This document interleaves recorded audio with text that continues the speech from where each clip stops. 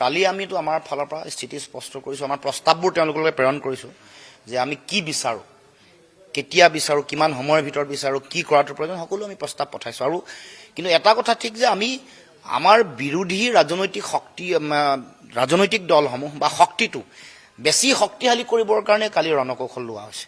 কিন্তু আমি যিহেতু বিজেপিক উৎখাত কৰাৰ ৰাজনীতি, এইটো বিজেপিক পৰাভূত কৰিব লাগিব, তাৰ কাৰণে সকলোৱে এই কথাটো গুৰুত্ব উপলব্ধি কৰিব লাগিব। আৰু যিবোৰ কথাই যে কালি এই কথাও কৈছোঁ, আমি তাৎক্ষণিকভাৱে হ'ব লাগে, খৰখেদাকে মিত্ৰতা হ'ব লাগে, অতি সোনকালে কৰিব লাগে, কাৰণ এইটো লেহেমীয়া যিমান হ'ব সিমানেই মানুহৰ সৰ্বসাধাৰণ জনগণৰ মাজলৈ এটা ভুল বাৰ্তা, ৰং মেছেজ এটা গৈ থাকে। বিজেপিক পৰাভূত যদি কৰিব লাগে, নিশ্চিতভাৱে কংগ্ৰেছে এই কথাটো গুৰুত্ব উপলব্ধি কৰিব লাগিব।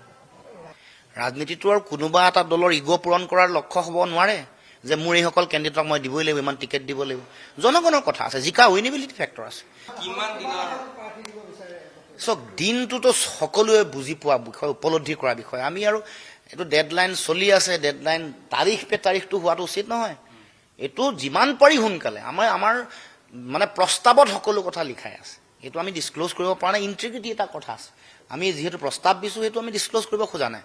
গতিকে এইটো আপোনালোকে আমাক সুধি নাথাকিব যে আমাৰ ফালৰ পৰা মানে কিমান দিন বিচাৰিছে কি এনেকুৱা। আমি আমাৰ প্ৰস্তাৱত আমি স্পষ্টকৈ প্ৰয়োজনীয় কথা, যুক্তিপূৰ্ণ কথা আৰু ৰাইজৰ স্বাৰ্থত কৈছোঁ, মোৰ স্বাৰ্থত নহয়। আমাৰ নিশ্চয় স্থিতি আছে, আমি এটা চিট, এটা সংখ্যা আমি দিছোঁ, আমাৰ নিজা ষ্ট্ৰেটেজি আছে, কিমানত খেলিম কিমানত নেখেলিম।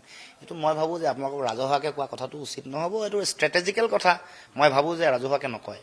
আপুনি কৈছে যে মিত্ৰতা খৰখেদাকে হোৱাটো উচিত, হয়। আপোনালোকে কেতিয়ালৈ অপেক্ষা কৰিম? শুনক, আপোনালোকে মোক ডেটটো কিয় বিচাৰি আছে? যি ক'ব লগা আছে প্ৰস্তাৱত কৈছোঁতো।